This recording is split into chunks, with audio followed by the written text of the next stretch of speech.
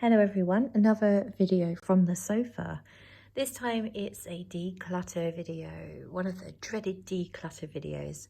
So if you haven't seen my latest videos, you'll know I'm having a bit of a declutter around my house. Not just with perfume, but with everything.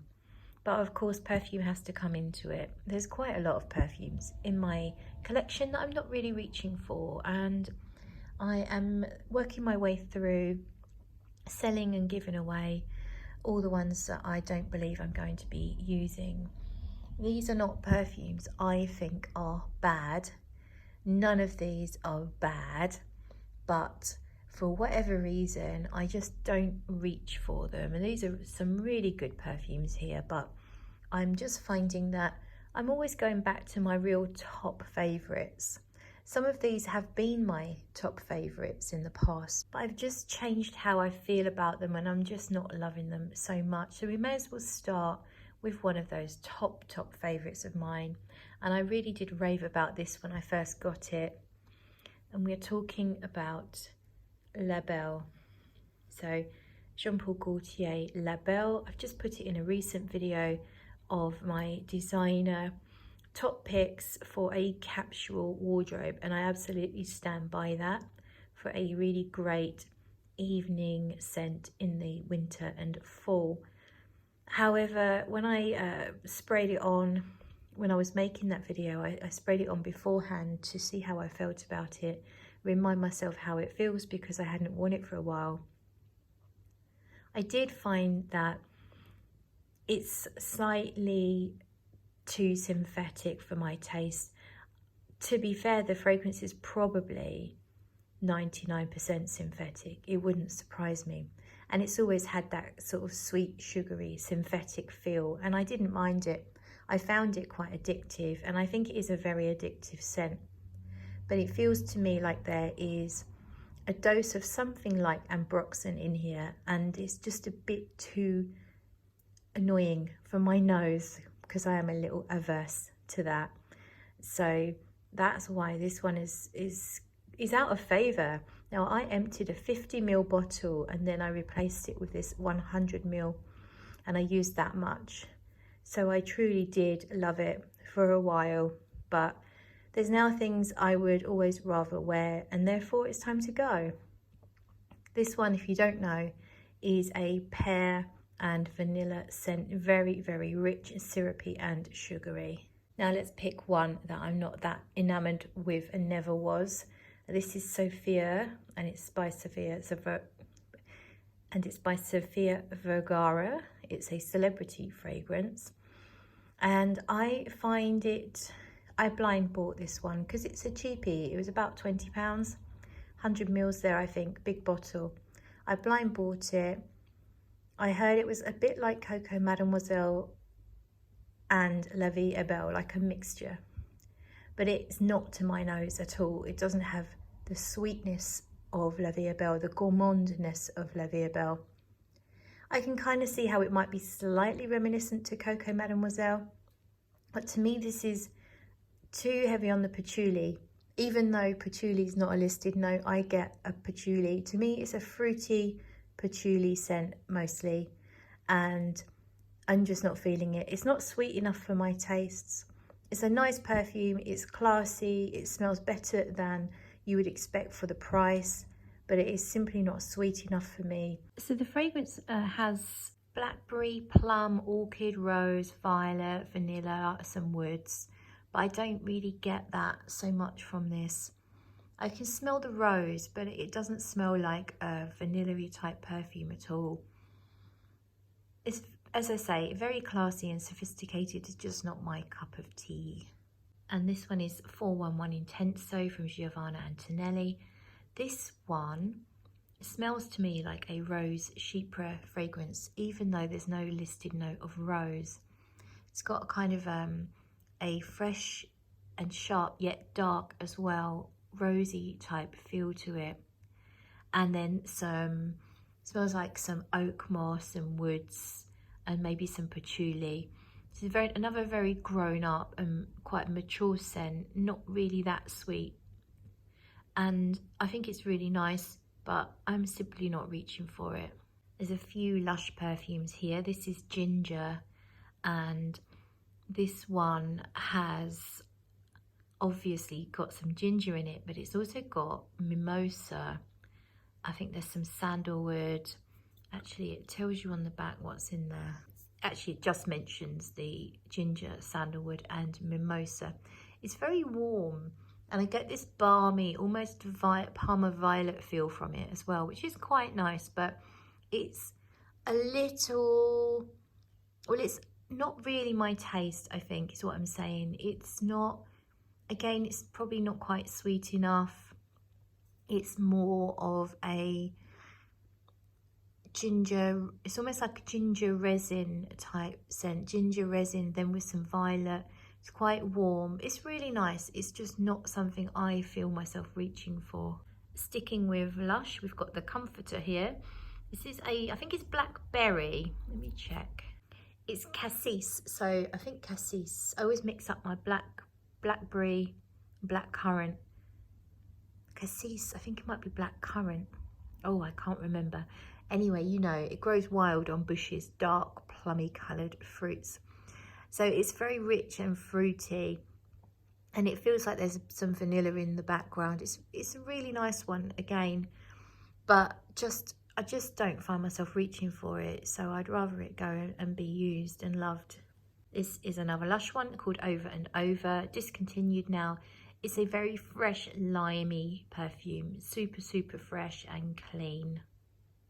Snow Cake is an almondy perfume, but it's just a little too sharp.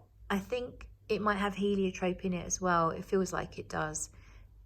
It's quite a lot of almondy stuff and not much else to balance it. So I find sometimes overdoses of things like heliotrope and mimosa, almondy type scents like that. I love almond, but I love it done in a certain way. Here it's not balanced in the way that I particularly appreciate, so this one is also going. So this is Soleil Blanc from Tom Ford. No, it's not in the correct bottle. It is the real stuff. This was given to a colleague of mine by a friend that worked in the factory down in the southeast of Kent. They are given the option down in that factory to purchase the fragrances in these generic lab bottles for really, really cheap, and that's what's happened. But my friend or my colleague didn't really like the scent, so she gave it to me, knowing that I'm a perfume lover. But I'm just not wearing it. I really like it. I think it's a really good fragrance. When the first time I smelled it years and years ago, I was blown away. Since then, I've found fragrances in this genre that I just much prefer. So Soleil Blanc is a coconut suntan lotion type scent, to put it briefly. And I think maybe it's a little too coconutty for me. I'm not really sure, but it's just not quite cutting it for me. So that is going. And then we have a Prada Candy Gloss. This was also in a recent video of my capsule wardrobe. And I really do like this. I genuinely like it, but I just don't pick it up and reach for it. And it might just be the snob in me, I'm not sure, because I really love the balance of the fresh, sharp, citrusy, sour cherry, then with the much warmer, sweeter notes coming through with the vanilla. It honestly is a really good perfume, but I just don't wear it, so it's going. This is Nice Bergamote from Essential Parfums. I put a fair dent in it. It's a super fresh, citrusy melange, lots of citruses, very fresh, tart, vibrant, so natural smelling, really lovely natural citrus fragrance with a light woody backbone. It feels like there's ISOE super supporting everything, but not in too heavy a dose. And I genuinely really like this. But I have so many other freshies that I will probably reach for just more often. So I can't keep all the freshies. They don't get a lot of wear anyway, because I tend to wear my sweeter fragrances even in the summer. So this one is going, but it is a super, super citrus fragrance. I really like it. This is Fragrances Eau Jean, which is a dupe of Eau Jean from Parfums de Mali. And this was sent to me, and I'm just not a fan of the original, or therefore this one. Not a fan is a bit extreme. I don't think there's anything wrong with the scent, but it's got that sort of dried fruit feel. I generally don't really like dried fruit in fragrances. This feels actually more like an apple crumble. It's quite sweet with custard maybe, but it's a bit rich for me. It's just when there's stewed fruit smells or any kind of like rich fruit smells, I tend not to enjoy them. Like plum, for example. I'm much more a fan of citrus fruits than I am, or raspberry. Berries are okay, but dried fruits, anything like that, plums, apricots, I'm just not a fan of. And this is kind of like a rich fruit, a warming winter gourmand scent that lots of people will love, but not me. This one's called Pastiera d'Amalfi, and this is a cinnamon bubblegummy type scent. It's quite a hot yet sweet. I've never really got to know it that well, but I'm not a big fan of cinnamon, so that one has a new home already. I need to post that one off. This is Bean from Perfumes, so it's a very rich tonka heavy fragrance, lots of natural tonka in here. It's just too rich, it's so rich. I just can't wear really rich perfumes, it's just not my style. So that one is going. Finally, this is for 160 Tuesdays, and it's called Fruits of the Tree of Knowledge. This one is really nice. It's super pretty. I don't know what the notes are, but it smells to me like it's sort of like fruity, but fresh fruits that I like raspberry maybe, violet, a little hints of green, definitely some sweetness, like some candy floss or some fruity sweets. Really pretty, fun, lovely perfume. I've got one called New York 55 by the same house, and I have some similar nuances I notice in them. So I'm happy to keep my New York 55 and pass this one on.